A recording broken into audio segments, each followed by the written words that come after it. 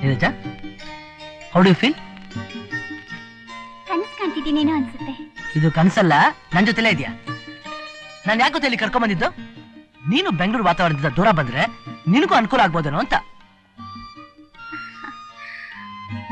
ಆನಂದ್, ಇದೆಲ್ಲ ನೋಡ್ತಾ ಇದ್ರೆ ಇಲ್ಲೇ ಇದ್ಬಿಡೋಣ ಅನ್ಸುತ್ತೆ. ಇವೆಲ್ಲದರ ಮುಂದೆ ಮನುಷ್ಯ ಎಷ್ಟು ಚಿಕ್ಕವನಲ್ವಾ? ಹೌದು, ನೀ ಹೇಳಿದ ನಿಜ.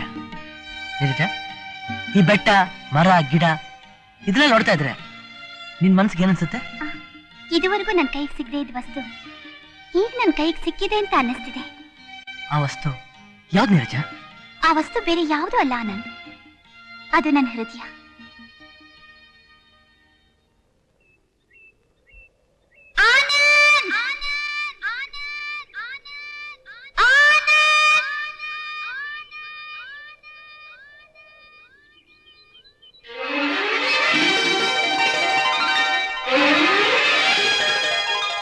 ನನಗೆ ಇಷ್ಟವಾಗಿರೋ ವಸ್ತು ನೀವೊಬ್ಬರೇ ಆನಂದ್. ನಿಮ್ಮನ್ನು ಬಿಟ್ರೆ ನನಗೆ ಬೇರೆ ಯಾರೂ ಇಲ್ಲ. ಹಾಗಾದ್ರೆ ನಿನ್ನ ತಂದೆ ತಾಯಿ, ಅಣ್ಣ ತಮ್ಮ, ಅಕ್ಕ ತಂಗಿ ಯಾರು ಇಲ್ವಾ? ಅದು ಯಾವುದು ನನ್ನ ನೆನಪಿಗೆ ಬರ್ತಾನೆ ಇಲ್ಲ. ಪ್ರಯತ್ನ ಪಡಿ ನೀರಜ. ನೋಡು, ನನಗ್ ನಮ್ಮ ಸಂಸಾರದ ಬಗ್ಗೆ ಎಷ್ಟು ಚೆನ್ನಾಗಿ ನೆನಪಿದೆ ಗೊತ್ತಾ? ಅದೇ ರೀತಿ ನಿನಗೂ ನೆನಪಿರ್ಬೇಕಲ್ವಾ? ಆನಂದ್, ನೀವು ನಿಮ್ಮ ನೆನಪಿನಲ್ಲಿರೋದನ್ನ ಹೇಳಿ. ಆಗ್ಲಾದ್ರೂ ಮರ್ತು ಹೋಗಿರೋದು ನನಗೆ ನೆನಪಿಗೆ ಬರ್ಬೋದು. ನಿನ್ ಮಾತು ನಿಜ ನೀರಜ. ಹೆಚ್ಚು ಕಡಿಮೆ ನಮ್ಮೆಲ್ಲರೂ ಬಾಲ್ಯನೂ ಒಂದೇ ತರ ಇರುತ್ತೆ. ನಾನು ಹೇಳೋದ್ರಿಂದ ನಿನ್ ಮನಸ್ಸು ಕೂಡ ಜಾಗೃತ ಹೋಗ್ಬೋದು. ನಮ್ದು ಪುಟ್ಟ ಸಂಸಾರ. ನಾನು ನಮ್ಮ ಅಣ್ಣ ಗಜಾನನ ಇಬ್ಬರೇ ಮಕ್ಕಳು. ನಮ್ಮ ತಂದೆ ತಾಯಿಗೆ, ನಮ್ಮ ಅಣ್ಣನಿಗೆ ಮುಂಚೆಯಿಂದ ಪೇಂಟಿಂಗ್ ಮೇಲೆ ಬಹಳ ಆಸೆ ಇತ್ತು. ತಾನೊಬ್ಬ ದೊಡ್ಡ ಕಲಾವಿದ ಆಗ್ಬೇಕಂತ ಆಸೆ ಪಟ್ಟಿದ್ದ. ಆದ್ರೆ ನಮ್ಮ ತಂದೆಗೆ ಅವನೊಬ್ಬ ಲಾಯರ್ ಆಗ್ಬೇಕು ಅಂತ ಆಸೆ ಇತ್ತು. ಇದ್ರ ಬಗ್ಗೆ ನಮ್ಮ ಮನೆಯಲ್ಲೇ ಯಾವಾಗಲೂ ಅವರಿಬ್ರಿಗೂ ಜಗಳ ನಡೀತಾ ಇತ್ತು. ಒಂದಿನ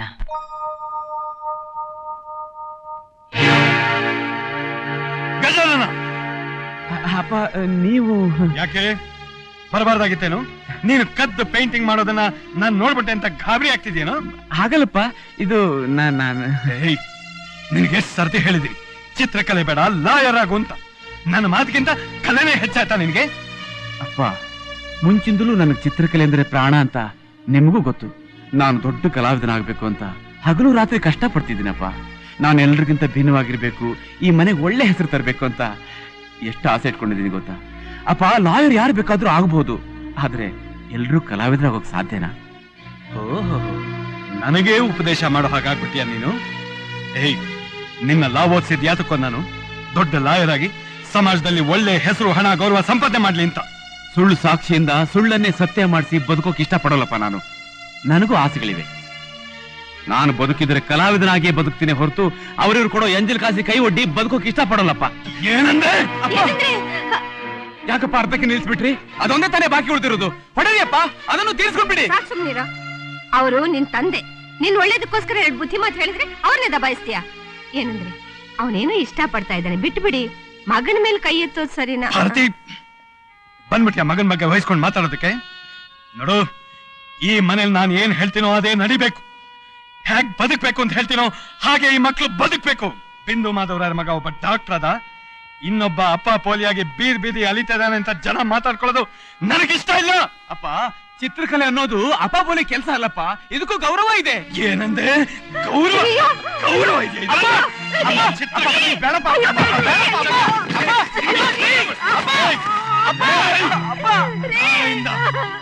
ನಾಳೆಯಿಂದ ನೀ ಮನೇಲಿ ಬಣ್ಣ ಬಳಿ ಕೂಡ್ದು ಬೆಳಗ್ಗೆ ಎತ್ ಕೂಡ್ಲೆ ಅಡ್ವೊಕೇಟ್ ನಂಜುಂಡರಾವ್ ಪ್ರಾಕ್ಟೀಸ್ ಶುರು ಮಾಡ್ತೀಯ. ಇಲ್ದೆ ಹೋದ್ರೆ ನಿನಗೆ ಮನೆ ಜಾಗ ಇಲ್ಲ. ಯಾಕೆ ಹೀಗೆ ಮಾಡ್ತಾ ಇದ್ದೀರಾ? ಯಾಕೆ ನನ್ನ ಹೊಟ್ಟೆ ಉರಿಸ್ತಾ ಇದ್ದೀರಾ? ಭಗವಂತ, ಏನ್ ತಂದಿಟ್ಟಪ್ಪ ಈ ಮನೇಲಿ? ಗಜಾನನ ಎಲ್ಲಿಗೋ ಕಂಡ ಹೋಗ್ತಾ. ನನ್ಗೆ ಎಲ್ಲಿ ನೆಮ್ಮದಿ ಸಿಗುತ್ತೋ ಅಲ್ಲಿಗೆ ಹೋಗ್ತೀನಮ್ಮ. ಈ ಮನೇಲಿ ಇರೋದಕ್ಕಿಂತ ರಸ್ತೆ ಮೇಲೆ ಇರೋದು ಎಷ್ಟೋ ವಾಸಿ ಅಮ್ಮ. ಹೋಗ್ಬೇಡುವ ರೀ, ಅವ್ನು ಹೊರಟೋಗ್ತಿದಾರೆ, ಬೇಡ ಅಂತ ಹೇಳ್ರಿ. ಗಜಾನನ, ಭಾರತಿ, ಏನಾಯ್ತು ಭಾರತಿ? ಜನ, ಈಶ್ವರಿ, ಭಾರತಿ ಹೋಗೋ. ಆನಂದ ನರ್ಸಿಂಗ್ ಮಾತ್ರ ಇದ್ದಾನೆ, ಕರ್ಕೊಂಬ ಹೋಗೋ. ಭಾರತಿ, ಗಜಾನನ, ಹೋಗ್ಬೇಡಪ್ಪ, ಹೋಗ್ಬೇಡಪ್ಪ. ಹೋಗು. ಅಮ್ಮ, ಅಮ್ಮ ಅಮ್ಮ ನಾನಮ್ಮ ಗಜಾನನ ಬಂದಿದ್ದೀನಿ. ಬಂದ್ಯಪ್ಪ, ನನ್ ಬಂಗಾರ ಬಂದ್ಯಾ? ನೀನೆಲ್ಲಿ ಹೊರಟೋಗ್ತೀಯ ಅಂತ ಹೆದರ್ಕೊಂಡ್ಬಿಟ್ಟಿದ್ದೆ. ಇನ್ನು ಮೇಲೆ ನೀನ್ ಈ ಮನೆ ಬಿಟ್ಟು ಹೋಗೋಲ್ಲ ಅಂತ ನನಗೆ ಭಾಷೆ ಕೊಡು. ನೀನೇನಾದ್ರೂ ಹೊರಟೋದ್ರೆ ನಾನ್ ಬದುಕಿರಲ್ಲ ಕಣೋ. ಇನ್ಮೇಲೆ ಖಂಡಿತ ನೀನ್ ಬಿಟ್ಟು ಹೋಗಲ್ಲಮ್ಮ. ನಾನ್ ತಪ್ಪು ಮಾಡಿದ್ದೀನಿ, ದಯವಿಟ್ಟು ನನಗೆ ಕ್ಷಮಿಸಮ್ಮ. ಹಬ್ಬ, ಈಗ ಜೀವಕ್ಕೆ ಸಮಾಧಾನ ಆಯ್ತು. ನೋಡಿಪ್ಪ, ನೀವಿಬ್ರು ನನಗೆ 2 ಕಣ್ಣುಗಳಿದ್ದ ಹಾಗೆ. ನಿಮಗೇನಾದ್ರೂ ಆದ್ರೆ ಅನುಭವಿಸೋಳು ನಾನು. ಇದನ್ನು ಮಾತ್ರ ಮರಿಬೇಡಿ. ಹಾ, ನೋಡು ಆನಂದ್, ಇವನ್ನ ಕರ್ಕೊಂಡು ನಿಮ್ ತಂದೆ ಹತ್ರ ಹೋಗು. ಬೆಳಗ್ಗೆಯಿಂದ ಅವರು ಒಂದು ಗುಟಕ್ ನೀರು ಕೂಡ ಕುಡ್ದಿಲ್ಲ ಪಾಪ. ಇವನ್ ನೋಡಿದ್ರೆ ಸ್ವಲ್ಪ ಸಮಾಧಾನ ಆಗುತ್ತೆ. ಕರ್ಕೊಂಡೋಗ ಮರಿ, ಕರ್ಕೊಂಡು. ಸರಿ ಅಮ್ಮ, ಬಾ. ಹೋಗು ಹೋಗು. ಭಗವಂತ. ಅಪ್ಪ, ಯಾಕಪ್ಪ ಹೀಗೆ ಕೂತಿದ್ಯಾ? ಇವಾಗ ಏನಾಯ್ತು ಅಂತ ಇಷ್ಟು ಯೋಚನೆ ಮಾಡ್ತಾ ಕೂತಿದ್ಯಾ? ನಾ ದುಡುಕ್ಬಿಟ್ಟೆಪ್ಪ, ನಾ ದುಡುಕ್ಬಿಟ್ಟೆ. ಅವನ ಮೇಲೆ ಕೈ ಮಾಡಬಾರ್ದಾಗಿತ್ತು. ಅದರಿಂದ ಏನಾಯ್ತು? ಅವನು ಮನೆ ಬಿಟ್ಟು ಹೊರಟೋದ. ನಿಮ್ಮಮ್ಮ ಹಾಸಿಗೆ ಹಿಡಿದ್ಲು. ಯಾವ ಪುರುಷಾರ್ಥಕ್ಕೆ ಈ ಹಠ? ಅಪ್ಪ ಅಪ್ಪ, ಅಲ್ಲೋಡು, ಅಲ್ಲೋಡು, ಯಾರು ನಿಂತಿದ್ದಾರಂತೆ? ಅಲ್ಲೋಡು.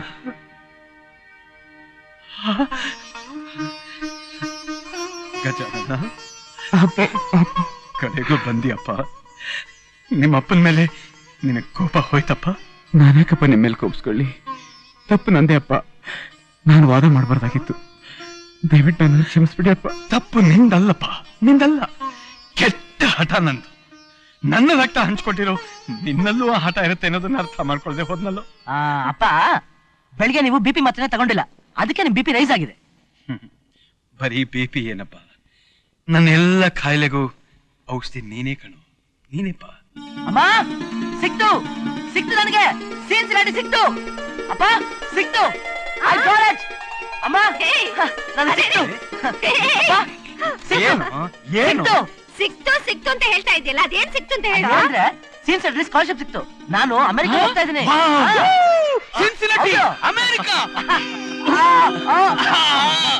ಆನಂದು, ಆನಂದು, ಇವತ್ ನನಗೆ ತುಂಬಾ ಸಂತೋಷ ಆಗ್ತಿದೆ ಕಣು. ನನ್ನ ಬಹಳ ದಿನ ಕನಸನ್ನ ನನಸು ಮಾಡ್ಬಿಟ್ಟೆ ನೀನು. ನನ್ನ ಮಗ ಫಾರಿನ್ ಅಟೆಂಡ್ ಆಗ್ಬೇಕು ಅಂತಿದ್ದೆ, ನೀನ್ ಅದನ್ನ ಸಾಧಿಸ್ದೆ.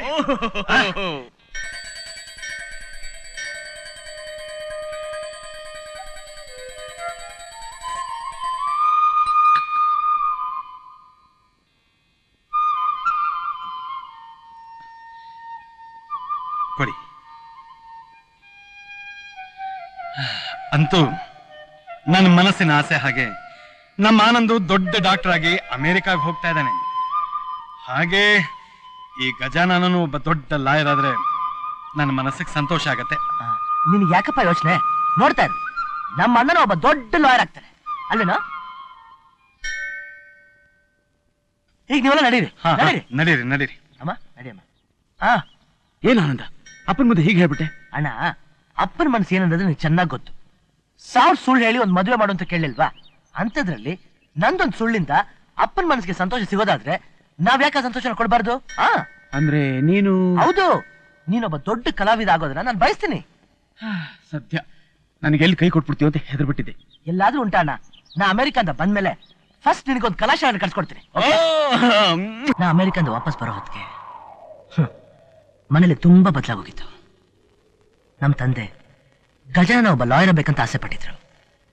ಆದ್ರೆ ಗಜಾನನ ಕಲೆಗಾಗಿ ಮನೆನೇ ಬಿಟ್ಟು ಬಾಂಬೆಗೆ ಹೊರಟೋಗಿದ್ದ. ಅಲ್ಲಿ ಒಬ್ಬ ಹುಡುಗಿನ ಪ್ರೀತಿಸಿ ಮದುವೆನೂ ಮಾಡ್ಕೊಂಡ. ಇದರಿಂದ ನಮ್ಮ ಮನೆ ವಾತಾವರಣಕ್ಕೆ ಮಂಕ್ ಪಡೀತು. ನಮ್ಮ ತಂದೆ ಮಗ ಅವ್ರ ಮಾತನ್ನ ಮೀರಿ ಮನೆ ಬಿಟ್ಟು ಹೊರಟೋದಲ್ಲಂತ ಕೊರಗಿ ಕೊರಗಿ ಸತ್ತು ಹೋದ್ರು. ನಮ್ಮ ತಾಯಿ ಹಾಸಿಗೆ ಹಿಡಿದ್ರು. ಆನಂದ್, ನೀವು ನಿಮ್ಮ ಅಣ್ಣನ್ ನೋಡೋಕೆ ಹೋಗ್ಲೇ ಇಲ್ವಾ? ನಾನು ಹೋಗ್ಬೇಕು ಅನ್ನೋಕೆ ಮುಂಚೆನೆ ಅವನೇ ನನ್ನ ಕರ್ಸ್ಕೊಂಡ. ಗಜಾನ ಸೀರಿಯಸ್ ಅಂತ ಟೆಲಿಗ್ರಾಮ್ ಬಂತು. ನಾನು ಬಾಂಬೆಗೆ ಹೋದೆ. ಅಣ್ಣ, ಆನಂದ್ ಬಂದಿದ್ದೇನೆ.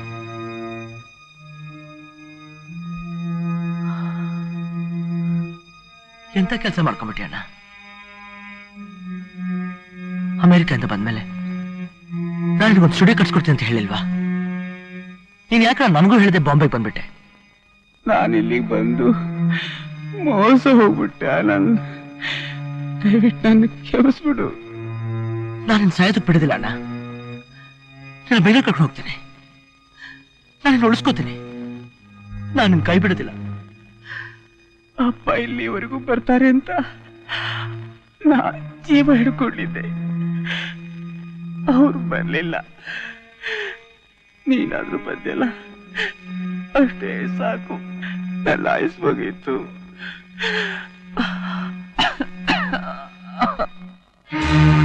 ಅಣ್ಣ, ಅಣ್ಣ,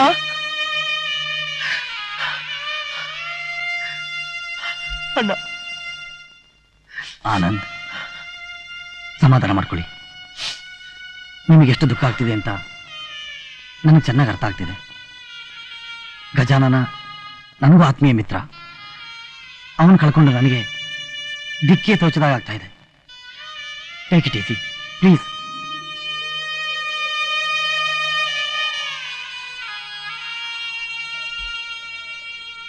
ವಾಟ್ ಎ ಸ್ಯಾಡ್ ಸ್ಟೋರಿ. ಹೀಗಾಗ್ಬಾರ್ದಾಗಿತ್ತು. ಆಗ್ಬಿಡ್ತಲ್ಲ, ಮನುಷ್ಯ ಅಷ್ಟೇ ತಾನೆ. ಹೀಗಾಗ್ಬೇಕು ಹಾಗಾಗ್ಬೇಕು ಅನ್ಕೊಂಡಿದ್ದಲ್ಲ, ಆಗ್ಬಿಡ್ತ. ಯಾಕಾನಂದ್ ವೇದಾಂತಿ ಥರ ಮಾತಾಡ್ತಿದ್ದೀರಾ? ಇಲ್ಲ ನಡಿಜ, ನಾ ಸತ್ಯವದನ್ನ ಹೇಳ್ತಿದ್ದೀನಿ. ಈಗ ನಿರ್ಣಯ ತಗೋ. ಯಾರಿಗ್ ಗೊತ್ತಿತ್ತು ನಿನಗೆ ಮರು ಉಚ್ಕೊಳತ್ತೆ ಅಂತ? ಒಂದೊಂದ್ಸಲ ನನಗೆ ಅನ್ಸುತ್ತೆ ನಿನಗೆ ಆಕ್ಸಿಡೆಂಟ್ ಆಗ್ತಾ ಇದ್ದಿದ್ರೆ ನೀನು ನಂಗೆ ಸಿಗ್ತಾ ಇದೆಯಾ? ನಡಿಜ, ನಿಜವಾಗ್ಲೂ ನಾ ತುಂಬಾ ಲಕ್ಕಿ. ನೀನ್ ಸಿಕ್ಕಿದ್ಮೇಲೆ ಮತ್ತೆ ನನ್ನ ಜೀವನದಲ್ಲಿ ಉತ್ಸಾಹ ತುಂಬಿದೆ. I love you Anand, I love you. ನೋಡು, ನಾನೊಂದು ಸಂಸಾರದ ಬಗ್ಗೆ ನಂಗೆ ಹೇಳಿದೆ. ಈಗ ನೀನು ನಿನ್ ತಂದೆ ತಾಯಿ ಎಲ್ಲರನ್ನೂ ಜ್ಞಾಪಿಸ್ಕೊ. ಒಂದದ ನೆನಪಾಗ್ಬೋದು.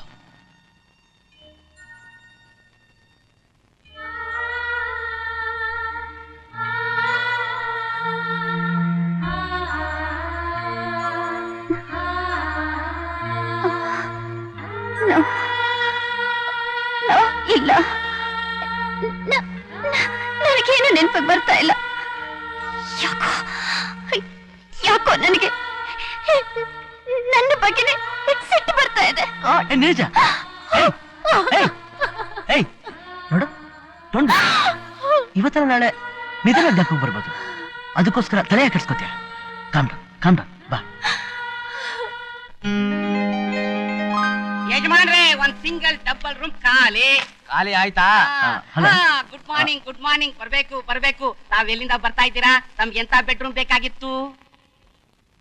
ತಪ್ಪು ತಿಳ್ಕೊಬೇಡಿ, ಸದ್ಯಕ್ ನಮ್ಮ ಹತ್ರ ಸಿಂಗಲ್ ಡಬಲ್ ರೂಮೇ ಇರೋ.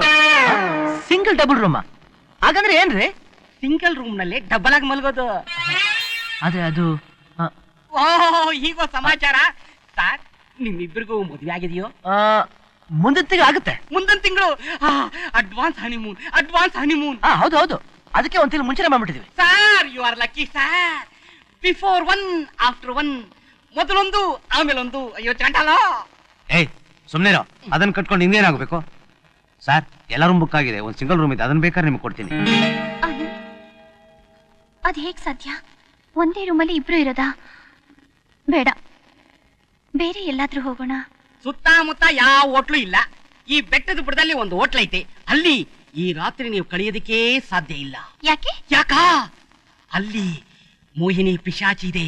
ಮೊನ್ನೆ ನಿಮ್ ತರನೇ ಒಂದು ಜೋಡಿ ಹೋಯ್ತು, ಇಡೀ ರಾತ್ರಿ ಕಾಟ ಕೊಡ್ತು. ಆ ಹುಡುಗಿ ರಕ್ತಕಾರಿ ಸತ್ತೋದ್ಲು.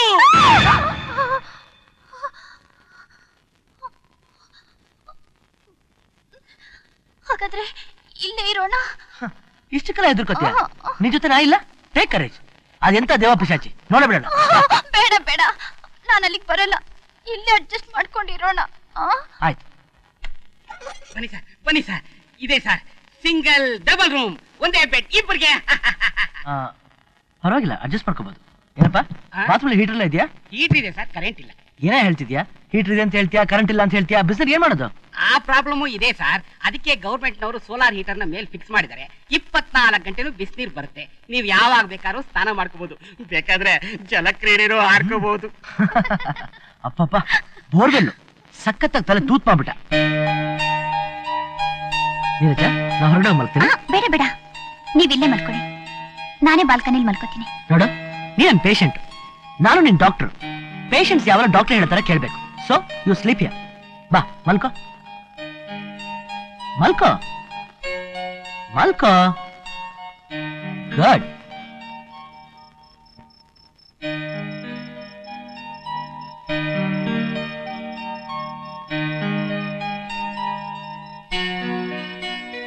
ನೀರಜ, ಯಾಕೆ ನಿದ್ದೆ ಬರ್ಲಿಲ್ವಾ?